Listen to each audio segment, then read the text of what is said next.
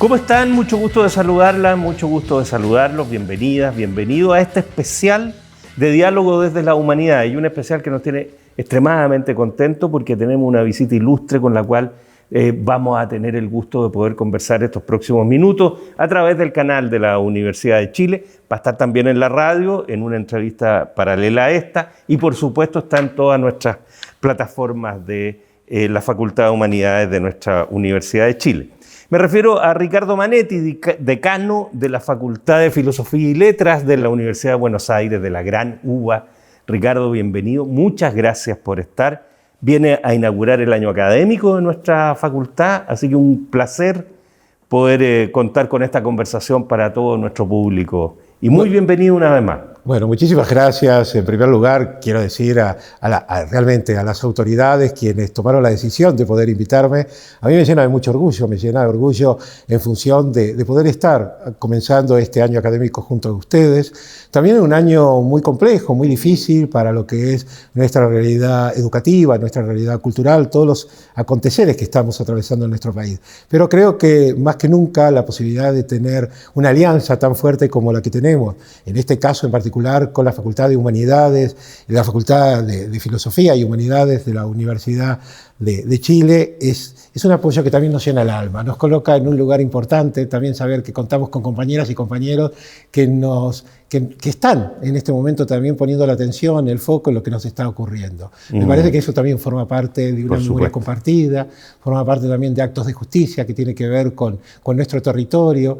Y yo recordaba que la última vez que estuve aquí fue en el año 2023, en relación a una actividad también conjunta que habíamos realizado, que tenía que ver con recordar lo que había significado, lo que significa los 40 años en ese momento de la recuperación democrática en la Argentina y los 50 años del golpe de Chile. Y esas resonancias me parece que hoy más que nunca habla. Y también quiero agradecerte a vos en particular por esta entrevista del día. Para mí un gran gusto. Pero Ricardo, antes de ir al tema de la educación pública y la defensa de la educación pública, que además ha sido la charla que se ha presentado, no puedo dejar de aprovechar tu condición de hombre de cine, hombre de teatro, hombre de las artes finalmente. Y nos contaba hace un momentito de que el cine argentino está pasando por un momento particularmente depresivo, diría yo, deprimido por lo menos, sin películas en producción, con una presencia menguadísima en Cannes. ¿Qué ha pasado con el cine argentino, el gran cine argentino? Bueno, esto tiene que ver también con las políticas que está llevando a cabo nuestro presidente, Javier Milei. Cuando él habla de una batalla cultural, sin ninguna duda, estamos en presencia de una batalla de carácter ideológico que tiene que ver con una noción de desmantelar el Estado y todo lo que hace a las políticas públicas. Pensemos que en nuestro territorio un cine resulta bastante complejo si no está subsidiado por realmente forma parte de un principio de Estado, forma parte también de una política cultural. Nosotros nos encontramos, y la semana pasada se señalaba que hace exactamente algo más de un año que no se produce ninguna película en la Argentina. Esto es una situación absolutamente inédita. Inimaginable. Pensemos que el Instituto Nacional de Cinematografía, allí llamado inicialmente, se crea en el año 1957. Más allá de que había toda una tradición anterior en la construcción de un sistema industrial, de grandes productoras que ha tenido el cine argentino, pero del año 1957 hasta el presente se llevó adelante una política de subsidios, de créditos, de mantener a la producción audiovisual. Hoy, por primera vez, nos encontramos en un año en el cual no se produjo ninguna película. Y a veces también es importante aclarar, porque también al mismo tiempo estamos atravesando un fenómeno. El Eternauta, por cierto. Y que se habla mucho a nivel internacional, lo que está ocurriendo con una serie muy importante también como un bien cultural de los argentinos y las argentinas, que es El Eternauta. Pero es importante decir que esto no fue financiado por el Estado, esto tiene que ver con una producción de Netflix, es una producción seriada, pero aquellos y aquellas que tenían la posibilidad de realizar una primera, una segunda, una tercera película o una cuarta, mucho más, que tiene que ver con una política de Estado, hoy no está presente. Y esto es muy doloroso. Yo recuerdo el año pasado, donde incluso se dio un cruce entre lo que es la universidad, nuestra universidad pública, y no estoy hablando solamente de la UBA, sino todo lo que acontece a nuestras universidades nacionales y públicas, que tenemos más de 60 en todo el país, y lo que pasaba también con el ámbito del campo cinematográfico. Por primera vez el año pasado se entregó un premio, que es un premio tradicional en la Argentina, que es el llamado Martín Fierro. Correcto. Inicialmente entregado a todo lo que eran la producción televisiva y que luego, y el año pasado se planteó entregarlo por primera vez al campo del cine y las artes audiovisuales, y lo llamativo es que la mayoría de actores y actrices que subían a recibir los premios decían, bueno, no sabemos qué va a pasar el año próximo, si vamos a tener películas para poder seleccionar y ser premiada. Hoy la realidad nos demuestra que no estaban lejos de lo que está aconteciendo hoy. Uno dice, ¿cuáles son las películas argentinas? Y recién señalabas también algo que hablábamos con respecto al Festival de Cannes, que se va a realizar en los próximos días. Por primera vez hay solamente 2 películas que se presentan. Uno es un corto, ¿no?, que presenta la Universidad del Cine, un corto realizado por estudiantes universitarios y que los llevó adelante a través de un trabajo financiado por la propia Universidad del Cine, como los trabajos que realizan los estudiantes para finalizar su tesis. Y por otro lado, es una película, Diego del Carril, del año 1955, una película recuperada, más allá del olvido, una película muy valiosa para la historia de nuestro cine argentino, pero son las 2 películas que hablan de un pasado importante, de un pasado glorioso, de nombres muy importantes que han dado sentido de industria y cierta idea del porvenir. Ahora uno se pregunta, ¿cuál es ese porvenir si no hay un presente en relación a las políticas que puede estar llevando a cabo este gobierno? Donde básicamente lo que buscó es que no existiesen producciones del cine argentino. Y yo creo que esto no tiene que ver solamente con una cuestión presupuestaria, porque uno tiende a pensar que es una batalla cultural para impedir el desarrollo de un tipo de ideología, para imponer otra mirada. ¿Qué es lo que está pretendiendo Milei con esto? Yo creo que ni siquiera, cuando planteamos esta idea de imponer, ni siquiera es que está planteando la posibilidad de hacer otro cine, sino que lo que busca es que no queden registro de este tiempo. El cine lo que ha tenido siempre la capacidad, incluso aquel cine que se proponía desde una mirada confrontativa o una mirada a veces que podía estar ligada al pensamiento del propio gobierno, siempre quedan como esas huellas, como esas marcas, claro. Son documentos, son testimonios que dan cuenta de qué estaba aconteciendo en una determinada sociedad. En el momento en el cual busca eliminar la posibilidad de producir imágenes y sonidos que hablen de nuestro tiempo, lo que está queriendo es que haya un borramiento de cualquier marca de lo que significa esta forma de gobierno.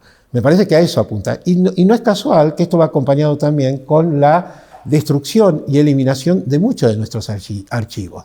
Pensemos que hay algo que también define mucho del pensamiento y mucho de nuestra historia de los últimos 40 años, que tiene que ver con la idea de la memoria, la verdad y la justicia.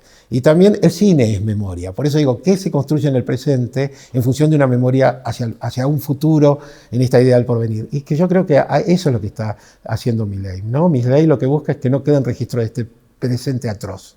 También hay algo que nos marca, que cuando no hay voces, no hay registros. Yo siempre me gusta, en los últimos tiempos, debo decir, en estos tiempos de Milei, he recuperado una obra de teatro del año 1981, todavía en plena dictadura, antes de Guerra de Malvinas, una obra de teatro que se llama La mala sangre, de Griselda Gambaro, y la frase final de esa obra es "el silencio grita". Pensemos esa frase en plena dictadura.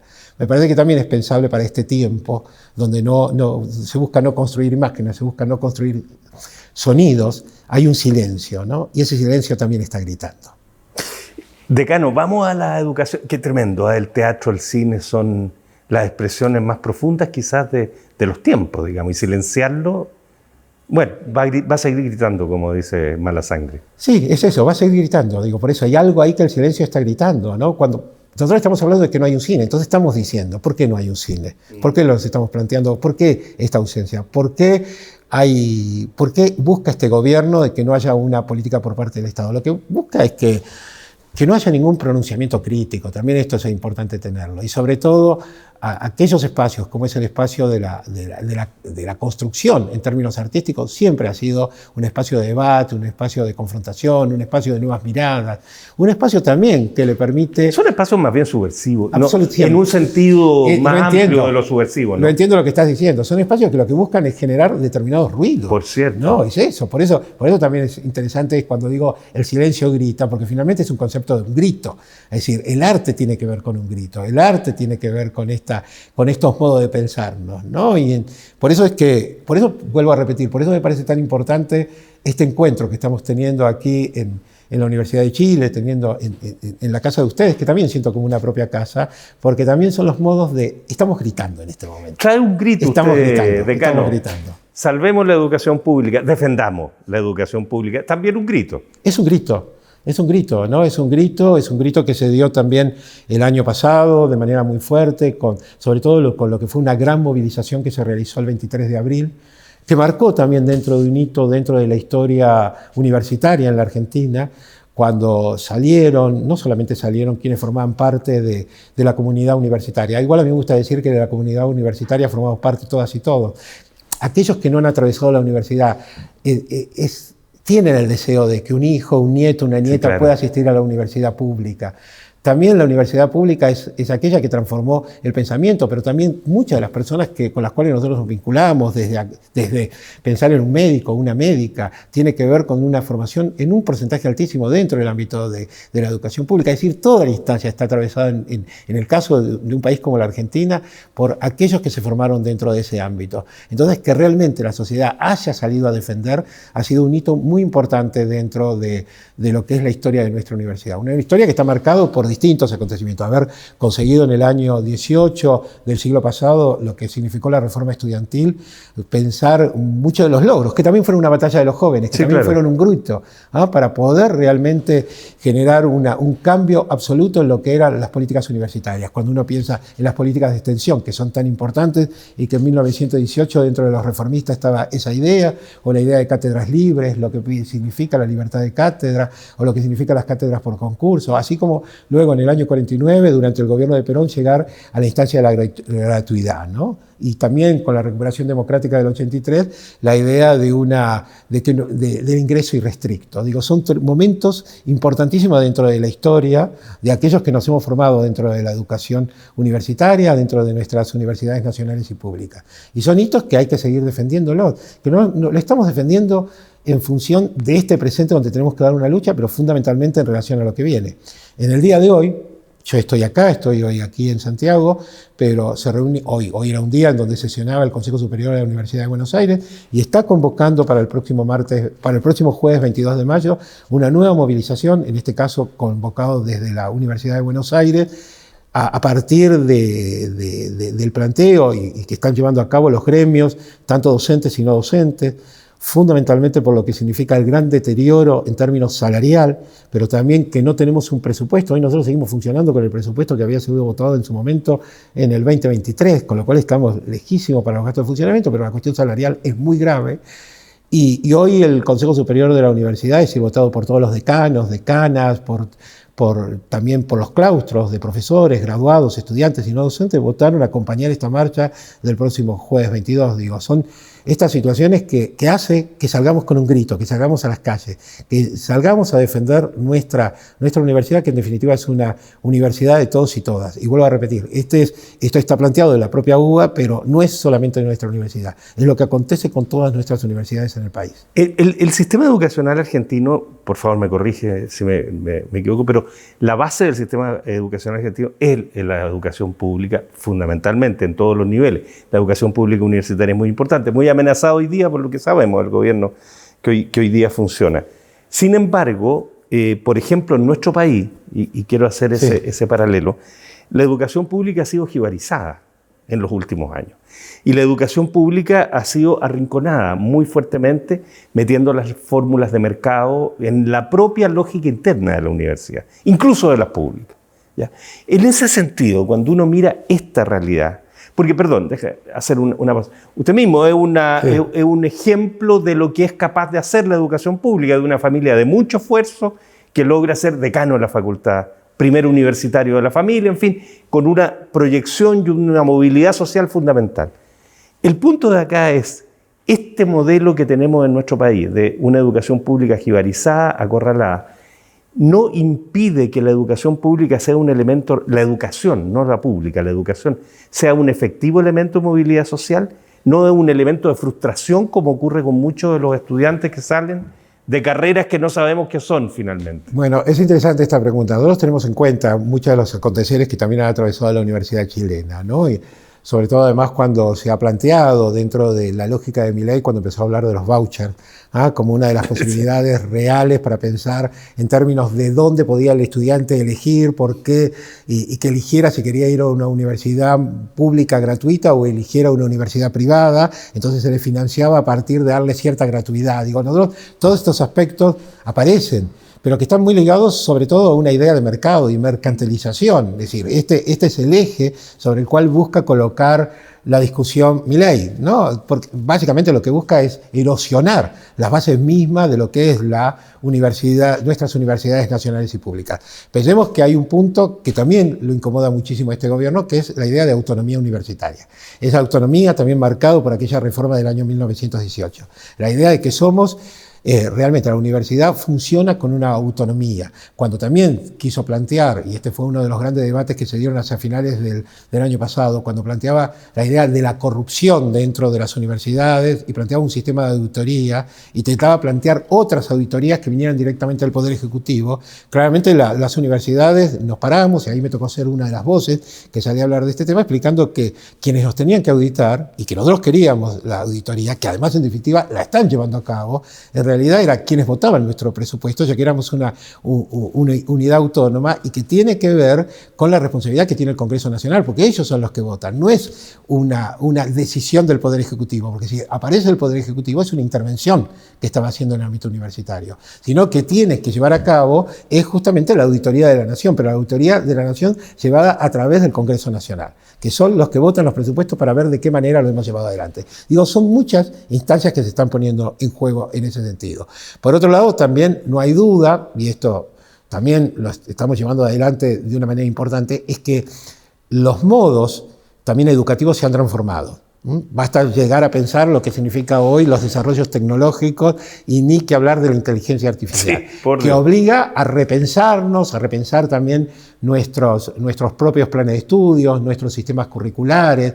Digo, pero eso es una responsabilidad que tiene la universidad hacia adentro también, para darle una respuesta también al afuera, también para darle una respuesta a las nuevas generaciones que tienen otras demandas en función de las nociones de tiempo, otras demandas muchas veces ligado a acortamiento de carreras, pero lo que hay que defender fundamentalmente es que este es un debate que se da en la universidad en términos de sociedad, pero que lo da en función también de lo que es una historia, de que es una historia que ha permitido que hoy incluso nuestras universidades, y acá sí quiero señalar, el lugar que ocupa la universidad a la cual yo me pertenezco, la universidad a la cual me formé, que es la Universidad de Buenos Aires, también el lugar de prestigio internacional a partir de lo que significa el campo de la investigación, esto es fundamental también señalarlo, todo lo que significa docentes, investigadores, el desarrollo también de investigación, que fue lo que permite también repensar cuestiones como los nuevos desarrollos tecnológicos o la inteligencia artificial. En este momento estamos armando un gran laboratorio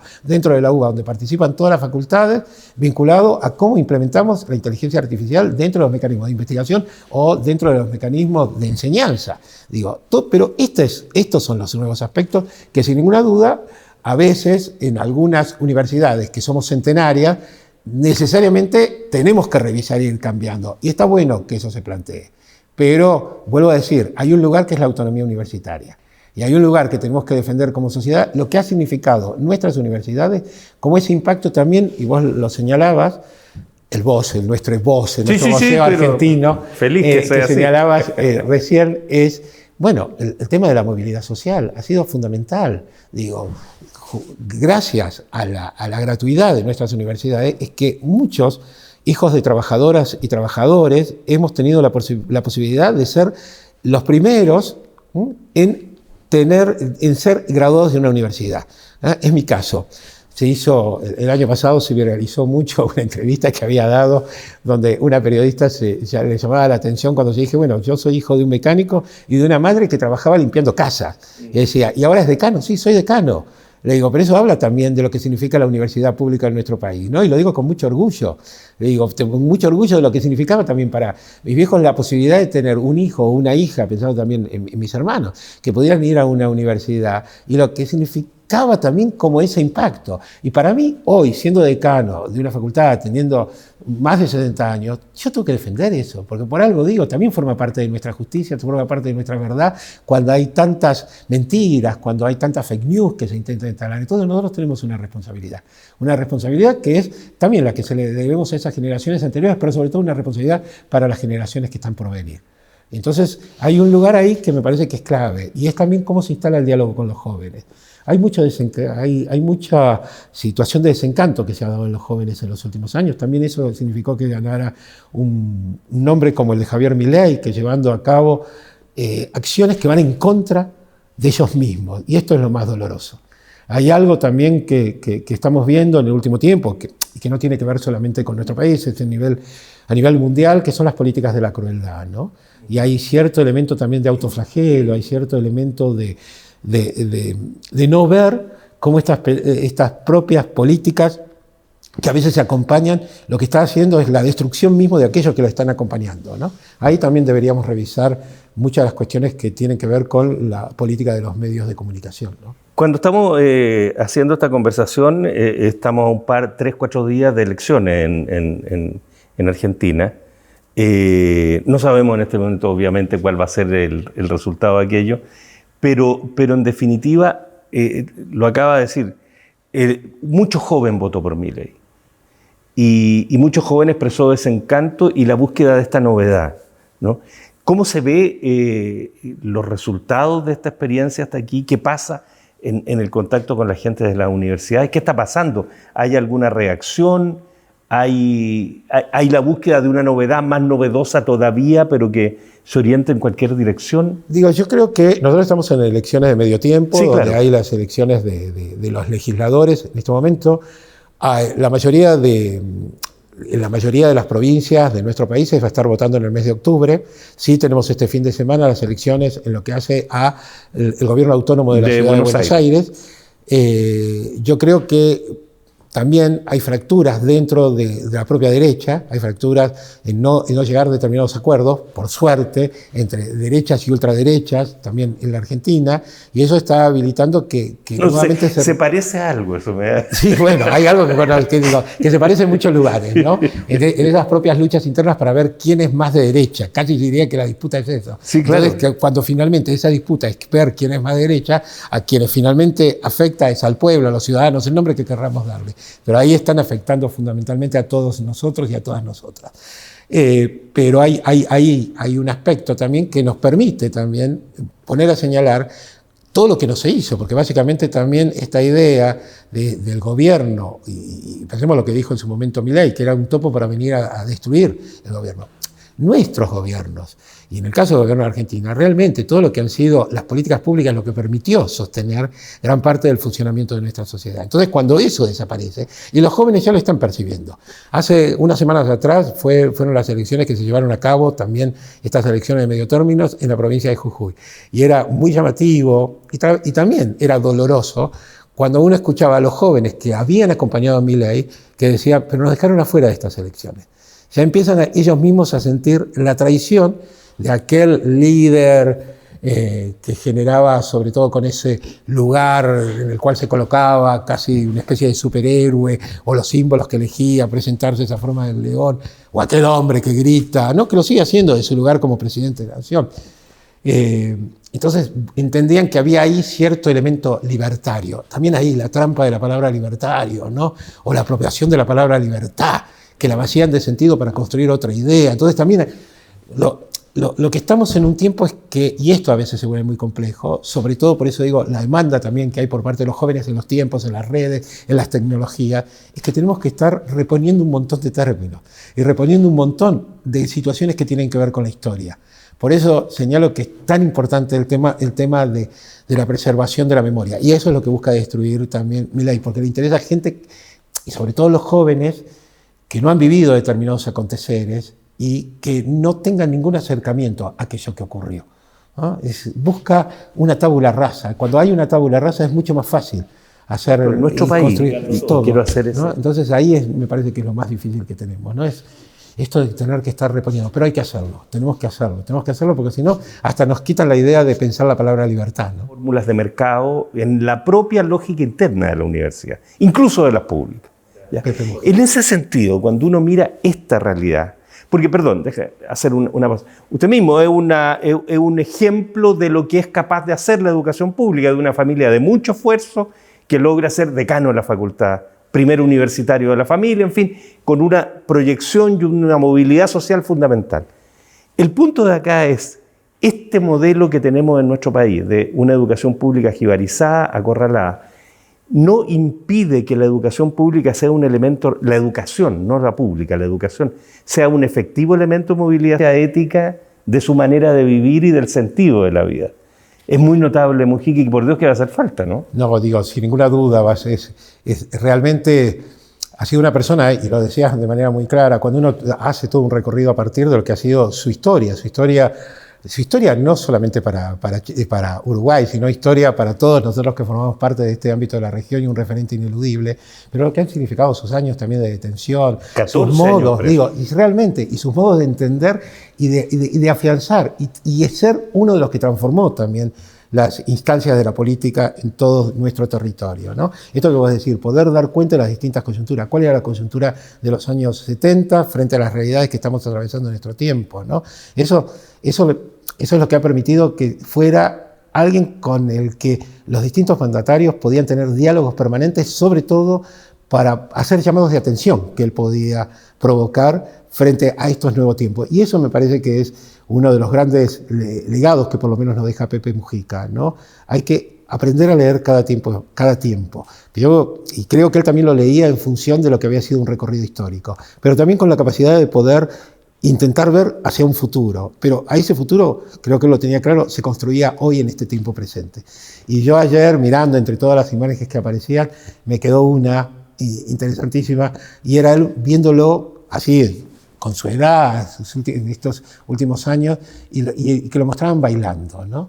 En esa instancia que me parecía que también es eso, también es el disfrute por los aconteceres, el disfrute en este tiempo, y es el disfrute de la vida. Y eso también es parte de ser un animal político. Nada es más importante que la vida, que vivir, decía. Es muy notable, Mujica. Decano, entre las actividades que se van a desarrollar en estos días con usted acá, es la visionado de la película Puan, de la cual va a hacer un comentario desde su perspectiva de hombre de cine. Pero ¿por qué tan importante esa película que parece que nos mete la competencia en la universidad, o para dónde nos hace mirar? No, digo, pasó algo muy significativo con la película Puan. La película se empezó a filmar en el año 2022, digo, con lo cual había ya determinados ruidos que empezaban a aparecer frente a determinados cuestionamientos hacia la universidad, pero todavía no estaba ni cerca la presencia de Milei, aunque ya tenía una presencia en los medios, pero uno no podía imaginarlo como presidente. Luego la película se estrena en octubre del 2023, ya muy cerca de las elecciones, y la película empezó a ser una bandera política. Yo me acuerdo que, no quiero spoilear, porque bueno, la posibilidad de la película se la puede ver también en las plataformas, pero los últimos 15 minutos de la película, más allá que va mostrando una serie de aconteceres, se detiene mucho. El nombre Puan es el nombre de la calle en donde está una de las sedes, la sede principal de la Facultad de Filosofía y Letras. La película está filmada en gran parte dentro de nuestra facultad y de alguna manera obliga a repensar el tema de la filosofía y el pensamiento desde nuestro lugar de América Latina. Pero los últimos 15 minutos de la película se colocan en una situación que uno leía como casi imposible, ¿no? Era ¿qué pasaba si no se financia nuestra universidad pública? Y si de repente teníamos que cerrar nuestras facultades. Eso luego fue tomado como una bandera política sin ninguna duda desde nuestra facultad, pero sobre el resto de las facultades, porque nos estaba hablando a todos. Algo que parecía inicialmente como una situación distópica, bueno, la distopía da cuenta siempre de un presente, pero dejó de ser absolutamente distópica para ser una película crudamente realista. Es decir, esto ocurrió con Puan, ¿no? Y que tiene que ver con los devenires, con las nuevas coyunturas y con los modos. Entonces, la película que podía prever algo que iba a acontecer se convertía en algo que estaba ocurriendo y que había que transformar, que no había que permitir que ese final llegase. Y nosotros estamos luchando para que ese final de la película no llegue, porque no lo van a conseguir. Es una batalla que vamos a ganar nosotros, eso lo tengo en claro, porque tiene que ver con una defensa enorme de todos y todas, y que somos un número muy grande que creemos en nuestra universidad pública. Y un acto de justicia es defender, y defenderlo también a través de nuestros hermanos. Así que gracias a ustedes por estar acompañándonos en nuestra defensa. Al contrario, Ricardo Manetti, decano de la Facultad de Filosofía y Letras de la Universidad de Buenos Aires. Letras y Artes, las letras son parte de... Se van a enojar la gente de filosofía, ¿no? Porque en realidad la Facultad de Filosofía y Letras, que tiene 9 carreras, pero es el nombre de aquellas 2 grandes carreras que le dieron sentido a nuestra facultad. Ricardo, un millón de gracias, ¿eh? Un gusto enorme y un placer haber compartido este rato. Gracias a vos, realmente muy feliz de estar hoy acá. Y a ustedes, por supuesto, muchas gracias por acompañarnos en este especial de Diálogo desde las Humanidades. Nos reencontramos en cualquier momento. Muchas gracias.